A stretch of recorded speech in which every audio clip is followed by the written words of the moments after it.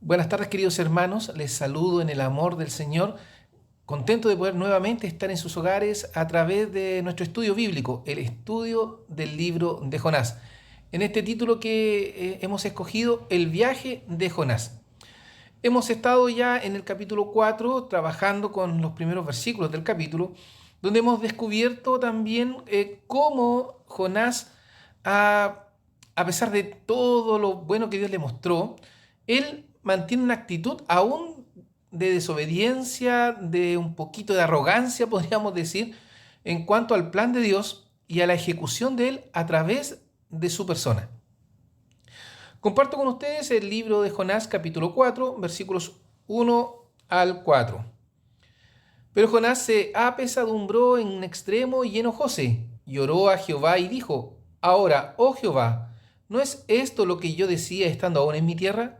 Por eso me precaví huyendo a Tarsis, porque sabía yo que tú eres Dios clemente y piadoso, tardo a enojarte y de grande misericordia, y que te arrepientes del mal. Ahora pues, oh Jehová, ruégote que me mates, porque mejor me es la muerte que la vida. Y Jehová le dijo: ¿Haces tú bien en enojarte tanto? ¿Haces tú bien en enojarte tanto? Una pregunta que responde la oración de Jonás. Oremos al Señor. Bendito Padre Celestial, gracias porque nos permite en esta hora meditar en su palabra, edificarnos conforme a su plan, conforme a su soberana voluntad. Permita que su pueblo, su iglesia, pueda, Señor, valorar estas instancias de edificación, que cada uno podamos sacar la enseñanza que usted ha dispuesto para nuestras vidas y que seamos obedientes a su mandato, a su plan, Señor, para cada uno de nosotros, y especialmente para que podamos desarrollar una vida cristiana conforme a su palabra, para honrar su nombre, para dar testimonio fiel delante de los hombres, y así su palabra, su evangelio santo, llegue a los corazones que están elegidos, Señor, para salvación. Rogamos su beneficio, su compañía y ayuda en los méritos de Jesucristo, nuestro Salvador. Amén. Perdón. Bien, estamos ya, como decía, en el capítulo 4. Hemos venido trabajando algunas características en estos pasajes, pero hoy vamos a evaluar nuestra actitud hacia Dios. Nuestra actitud hacia Dios. La pregunta que hace Dios a Jonás en realidad es bien potente, bien fuerte. ¿Haces tú bien en enojarte tanto? Si nosotros pensamos en esta pregunta, tenemos que inevitablemente ver qué sucedió antes. Y digo esto desde el versículo 1 del libro de Jonás, cuando Dios llama a Jonás para servirle, le dice: y fue palabra de Jehová a Jonás, hijo de Amitai, diciendo: levántate y ve a Nínive, ciudad grande, y pregona contra ella, porque su maldad ha subido delante de mí.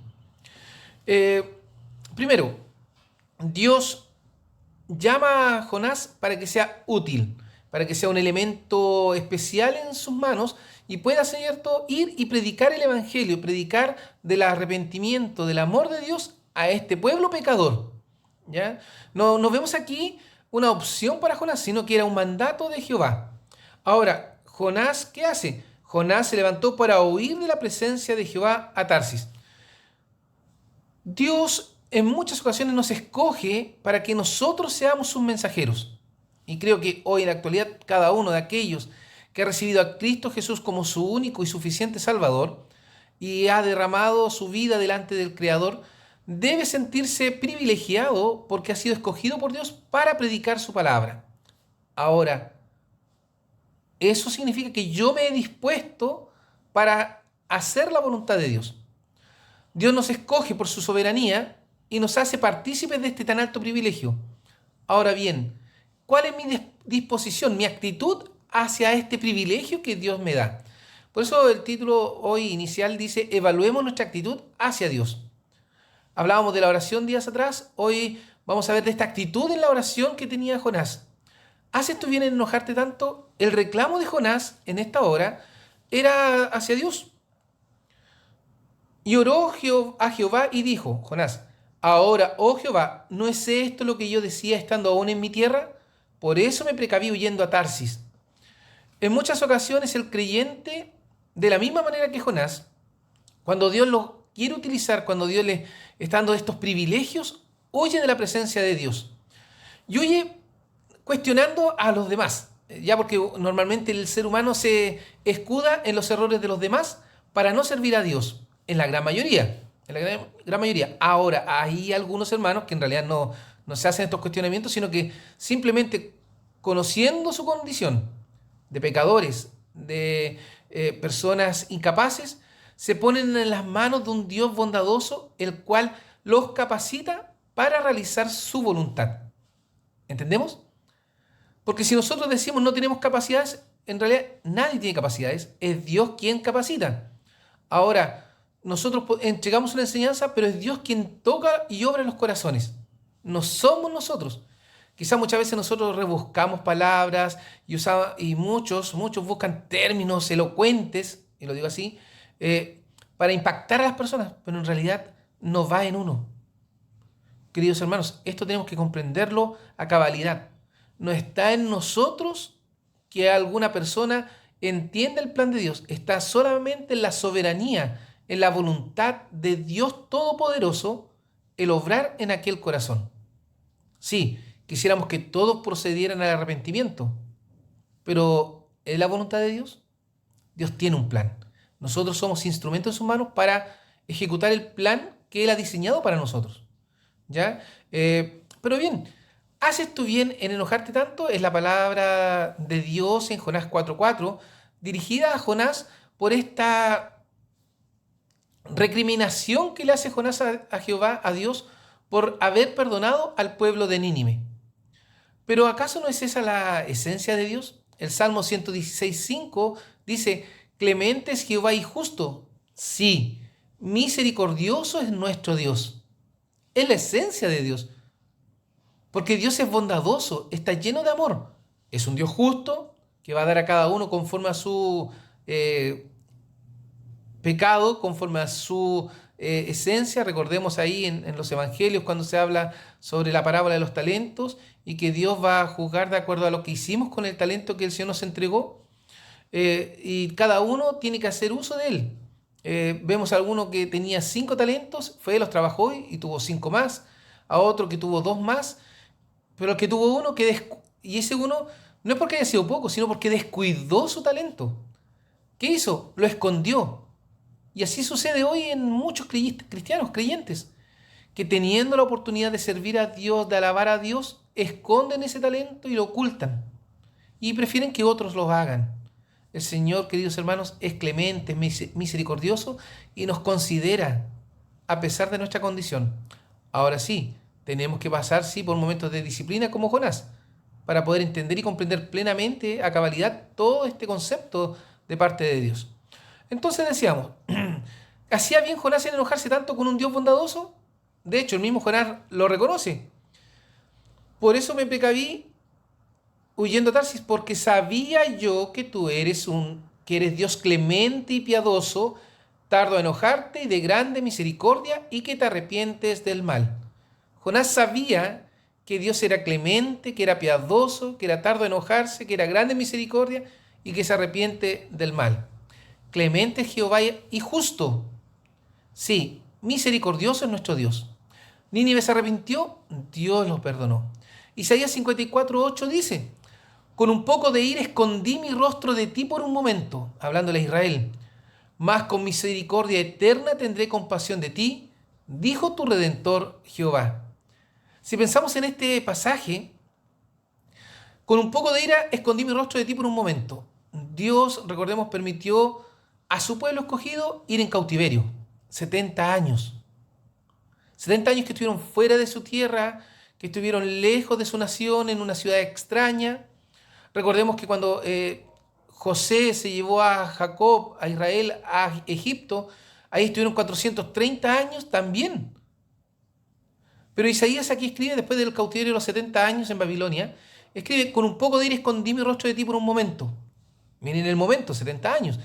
Más con misericordia eterna tendré compasión de ti. O sea, el Señor en todo momento, en la eternidad de su esencia, tiene misericordia, tiene compasión de aquellos que le buscan, de aquellos que han abrazado la salvación en Jesucristo.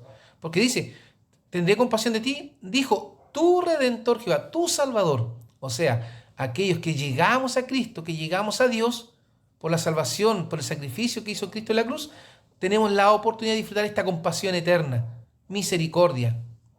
Ahora, no debemos de olvidar que, como dice la palabra del Señor, Él es justo y va a darnos también la sanción, el castigo que merecemos, la corrección. Jonás tuvo que pasar 3 días en el vientre del pez en lo profundo de la mar a modo de corrección, a modo de un llamado de atención para poder comprender ahí recién el plan de Dios. Ahora, Jeremías 9:24 nos recuerda también cuál debe ser nuestra actitud hacia Dios. Mas alabes en esto el que se hubiere de alabar, en entenderme y conocerme, que yo soy Jehová, miren, que hago misericordia, juicio y justicia en la tierra, porque estas cosas quiero, dice Jehová. O sea, ¿cuál debe ser nuestra actitud? Similar a la de Dios. Sed pues imitadores de mí como hijos amados, decía Pablo, en relación a que, así como él imitó a Cristo, nosotros también debiéramos imitarlo. ¿En qué debe alabarse el que se hubiera de alabar? En conocer a Dios, en la misericordia, en el juicio y la justicia de Dios. Eso quiere Él también de nosotros, que seamos misericordiosos, que tengamos un juicio justo, que nuestra justicia sea reconocida en la tierra como hijos de Dios. ¿Cuál es nuestra actitud de misericordia, de bondad hacia nuestro prójimo? Es una evaluación que tenemos que hacernos también. Jonás nos enseña mucho. ¿Nosotros nos enojamos con la voluntad de Dios? ¿Qué le hemos pedido al Señor? Le hemos pedido que nos ayude en un trabajo, que nos ayude en nuestra relación matrimonial. Estudiando sobre la familia durante este mes de junio, nos hemos dado cuenta que quizás necesitamos mucha más ayuda de la que pensábamos. Pero ¿cuál es nuestra actitud hacia Dios cuando nos vemos a lo mejor tangiblemente esa ayuda? Porque quizás nosotros esperamos que descienda el ángel del cielo y nos ilumine. Pero no, queridos hermanos, el Espíritu Santo de Dios mora en nosotros y nos redarguye, nos mueve, nos guía. Pero nosotros resistimos el amor de Dios. ¿Por qué resistimos este amor? ¿Por qué resistimos la bondad de Dios? Y muchas veces nos enojamos. ¿De qué manera nos enojamos? ¿Porque no vemos respuesta de Dios? ¿O porque somos incapaces de tener paciencia para esperar en la misericordia y voluntad del Padre? Es algo que tenemos que considerar. ¿Cómo en mi vida, en mi relación matrimonial, soy misericordioso? ¿Soy justo? En mi relación con mis hijos, ¿soy también misericordioso en el llamado de atención, en el castigo, en la disciplina? En mi relación con los hermanos, los amigos, los vecinos, ¿soy justo? ¿Soy bondadoso? La actitud de Dios es un reflejo de lo que también nosotros tenemos que ser. Por eso es necesario evaluar nuestra actitud. ¿Haces bien tú en enojarte tanto? Jonás aquí, ante el enojo, quiere ver la destrucción de Nínive. Y es aquí donde él pasa a ser un simple espectador. Dice Jonás 4, 5 al 11. Y salióse Jonás de la ciudad y asentó hacia el oriente de la ciudad, e hízose allí una choza y se sentó debajo de ella a la sombra hasta ver qué sería de la ciudad. Y preparó Jehová Dios una calabacera, la cual creció sobre Jonás para que hiciese sombra sobre su cabeza y le defendiese de su mal. Y Jonás se alegró grandemente por la calabacera. Mas Dios preparó un gusano al venir la mañana del día siguiente, el cual hirió a la calabacera y secóse. Y acaeció que al salir el sol, preparó Dios un recio viento solano. Y el sol hirió a Jonás en la cabeza y desmayábase, y se deseaba la muerte, diciendo: mejor sería para mí la muerte que mi vida. Entonces dijo Dios a Jonás: ¿tanto te enojas por la calabacera? Y él respondió: mucho me enojo, hasta la muerte. Y dijo Jehová: ¿tuviste tu lástima de la calabacera, en la cual no trabajaste, ni tú la hiciste crecer, que en espacio de una noche nació y en espacio de otra noche pereció? ¿Y no tendré yo piedad de Nínive, aquella grande ciudad donde hay más de 120,000 personas, que no conocen su mano derecha ni su mano izquierda, y muchos animales? Y salióse Jonás de la ciudad y asentó hacia el oriente de la ciudad, e hízose allí una choza y se sentó debajo de ella a la sombra, hasta ver qué sería de la ciudad. Jonás, el espectador. Quizás, de acuerdo a lo que mencionaba anteriormente, en esto hace bien tú de enojarte tanto en cómo nosotros participamos a través de nuestra actitud hacia los demás o hacia Dios en realidad, y eso también va a consecuencia en nuestra relación con quienes nos rodean, ¿cierto? De repente nos enojamos, ¿cierto?, con las personas, con los hermanos, con la familia, pero muchas veces también con la obra de Dios. Y pasamos a tomar un palco de observar lo que está sucediendo sin inmiscuirnos, sin ser parte de aquello. Lamentablemente hay muchos hermanos en las congregaciones, en las distintas iglesias, ya muchos cristianos que van al templo tomando un palco de espectador simplemente, sin involucrarse mucho, sin ser tan parte, casi como observadores de lo que está sucediendo. Después de todo, lo que Dios le comenta, que Él era misericordioso, bondadoso, y que le dice que no debe enojarse, Jonás de igual manera se fue a sentar, a ver qué es lo que haría Dios. Y él no hace nada más. Recordemos, ¿cuál fue el mensaje que entregó Jonás a la ciudad de Nínive? Decía, de aquí a 40 días Nínive será destruida. Ese fue el mensaje. Es lo que está escrito. No sé si usaría más palabras, pero si la Biblia escribe esto es para mostrarnos que era un mensaje simple, sin gran profundidad, simplemente que de aquí a 40 días la Nínive sería destruida, porque Dios vio sus pecados. Ahora, Nínive se arrepintió. Pero Jonás tomó este palco, no siguió más allá, no hizo mayor esfuerzo, no se dedicó a hacerla más en la voluntad de Dios, en el plan de Dios, a pesar de saber que era misericordioso. Juan 15:16 nos dice y nos invita, no me elegisteis vosotros a mí, mas yo os elegí a vosotros, y os he puesto para que vayáis y llevéis fruto, y vuestro fruto permanezca, para que todo lo que pidiereis del Padre en mi nombre, Él os lo dé. Yo os he puesto para que vayáis y llevéis fruto. Dios no nos ha llamado a ser parte de su iglesia para ser un simple espectador, para ser un simple asistente. Nos llama para llevar fruto, para que de nuestra vida nazca algo, abunde algo. ¿Cuál es el fruto que le estoy dando a Dios? Y ni siquiera a la iglesia, a Dios. Porque nosotros somos hijos de Dios por Jesucristo. ¿Cuál es el fruto? ¿Cuál es el resultado de mi relación con Dios, de mi relación con Cristo en su iglesia? Algunos enseñarán a través de las clases, otros predicarán, otros orarán. Pero ¿estoy siendo partícipe de la actividad? ¿Cómo me hago parte del trabajo de la iglesia? Un trabajo tangible, visible. Mis aportes son constantes, son habituales, son con amor. Mi trabajo es dedicado, es de calidad para el Señor. Normalmente hago esta mención en que en cuanto a nuestros trabajos seculares, siempre hay excelencia, hay puntualidad, hay dedicación, hay una buena presentación personal inclusive. Pero cuando vamos al templo o cuando nos vamos a encontrar, a relacionar con Dios, vamos con lo primero que pillamos, llegamos tarde, no somos constantes. ¿Por qué? ¿Acaso Dios no ha sido bondadoso con nosotros? ¿Acaso Dios no ha sido bondadoso con usted? Dios ha sido muy bueno y le llama a ser un activo siervo de Él. Primera de Pedro 2:21 dice, porque para esto sois llamados. ¿Para qué somos llamados? Pues que también Cristo padeció por nosotros, dejándonos ejemplo, para que vosotros sigáis sus pisadas. ¿Seguimos los pasos de Cristo?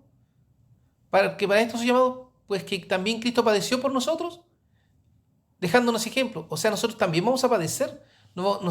Cuando el Señor dice en su palabra, nos recuerda que nosotros sufriremos en el mundo, mas confiad que Él es con nosotros. El Señor pudo habernos arrebatado hace tiempo a su presencia, a la eternidad. Algunos ya disfrutan de la eternidad en Cristo en los cielos. Nosotros que estamos aquí tenemos que imitar a Cristo aún. Dios nos da oportunidades para ser fieles, para poder dedicarnos a hacer su voluntad, para seguir el plan que Él ha trazado, dejándonos ejemplo para que nosotros sigamos sus pisadas. ¿Seguimos las pisadas de Jesús? ¿Seguimos el camino que Él nos ha trazado? Como decía Pablo, ¿prosigo al blanco, al premio de la soberana vocación? Lo digo como pregunta. ¿O hemos amado más el mundo que la luz? Deuteronomio 10, 2 al 13 nos lleva a meditar en esto. Una pregunta que se le hacía al pueblo de Israel. Ahora pues, Israel, ¿qué pide Jehová tu Dios de ti? Sino que temas a Jehová tu Dios, que andes en todos sus caminos y que lo ames, y sirvas a Jehová tu Dios con todo tu corazón y con toda tu alma, que guardes los mandamientos de Jehová y sus estatutos que yo te prescribo hoy para que hayas bien. ¿Qué le está pidiendo Dios a usted hoy? ¿Qué pide Jehová tu Dios de ti, querido hermano? De mí. Jehová nos pide dedicación, que no seamos un simple espectador, que no nos enojemos con Él, que no nos enojemos con nuestros hermanos, que seamos un buen esposo, una buena esposa, que seamos buenos hijos, que seamos buenos siervos delante de Él, que amemos a nuestro prójimo, que le entreguemos lo que corresponde en alabanza, en adoración a nuestro Dios, sino que temas a Jehová tu Dios. Ese temor es de reverencia, que andes en todos sus caminos. ¿Andamos en todos los caminos? ¿O solamente cuando voy al templo soy el creyente fiel, pero en mi casa, en mi familia, realmente no muestro el amor de Dios? Que lo ames. ¿Amamos a Dios realmente? Que le sirvamos. ¿Y cómo tenemos que servirle? Con todo nuestro corazón, con toda nuestra alma, o sea, con todo nuestro ser. Que guarde los mandamientos de Jehová y sus estatutos, para que encontremos el bien. Queridos hermanos, el día de hoy respetamos, consideramos la Biblia, la voluntad de Dios para nosotros. ¿Hacemos bien en enojarnos con el Señor porque su plan no es lo que nosotros queremos? ¿Hacemos bien con ser simples espectadores de la obra de Dios? El Señor nos llama a llevar fruto y a llevar fruto en abundancia, como dice Juan 15:16, y que nuestro fruto permanezca, porque debe ser un fruto sincero, permanente, para la gloria y la honra de Dios. Que el Señor les bendiga, queridos hermanos, les guarde y nos permita crecer espiritualmente en santidad, en consagración, para honrar a nuestro gran Dios y a su Hijo Jesucristo, nuestro Salvador. Oramos. Bondadoso Padre, gracias porque usted nos permite disfrutar de su presencia en nuestras vidas. Nos permite disfrutar de su amor, de su bondad.